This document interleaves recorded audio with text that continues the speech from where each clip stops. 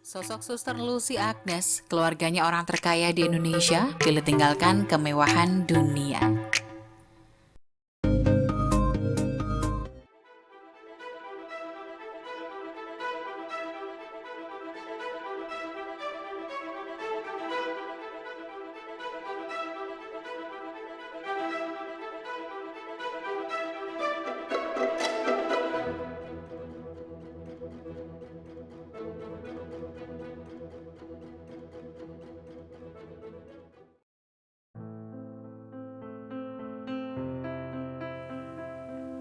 Adalah lumrah seorang tokoh masyarakat akan senang memiliki banyak pengikut, apalagi karirnya di bidang politik.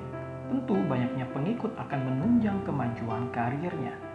Yesus pun saat itu diikuti banyak orang, tetapi ia tahu bahwa itu bukan karena mereka sungguh-sungguh berkomitmen untuk mengikuti dia. Mungkin saja hanya karena Yesus sedang naik daun atau viral saat itu. Oleh karena itu, Yesus berkata kepada mereka bahwa jika mereka tidak membenci anggota keluarganya, bahkan dirinya sendiri, mereka tidak dapat menjadi muridnya. Yesus tidak bermaksud agar pengikutnya sama sekali tidak menghargai keluarga mereka. Yang dimaksud adalah tidak boleh ada ikatan apapun yang melebihi kesetiaan dan ketaatan orang kepada Yesus. Yesus yang harus menjadi nomor satu. Tidak ada tempat buat yang lain.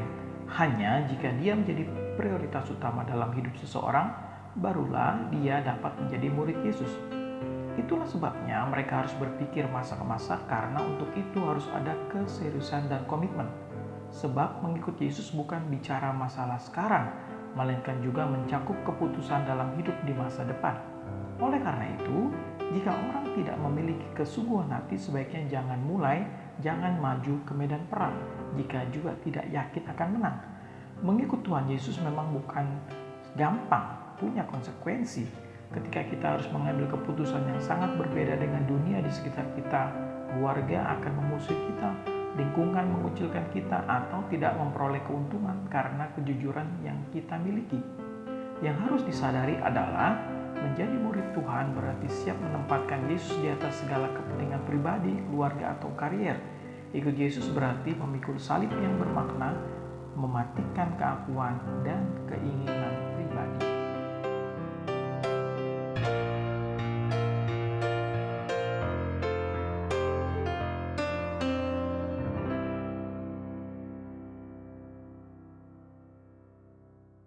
Suster Lucy Agnes beberapa waktu lalu jadi sorotan. Suster Lucy Agnes dikabarkan meninggalkan kemewahan dunia.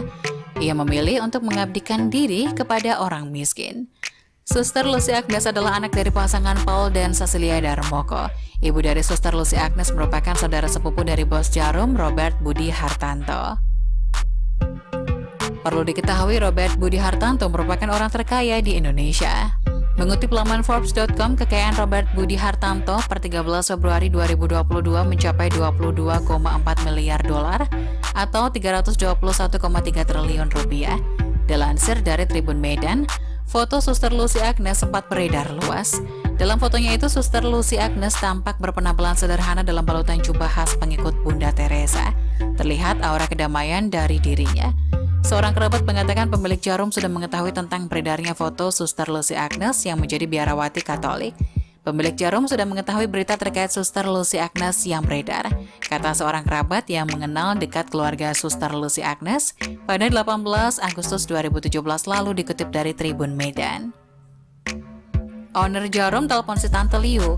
Wah, dapat promosi gratis, katanya sambil ketawa, sambungnya. Pasangan Sisil dan Paul Darmoko memiliki usaha restoran bernama Ayam Bulungan, terletak di Jalan Bulungan 164 Kebayoran Baru, Jakarta Selatan. Keluarga ini mempunyai 2 anak, 1 laki-laki dan 1 perempuan, yakni Suster Lucy Agnes yang semasa kecil hingga menjelang membiara bernama Maria Dona Dewianti Darmoko.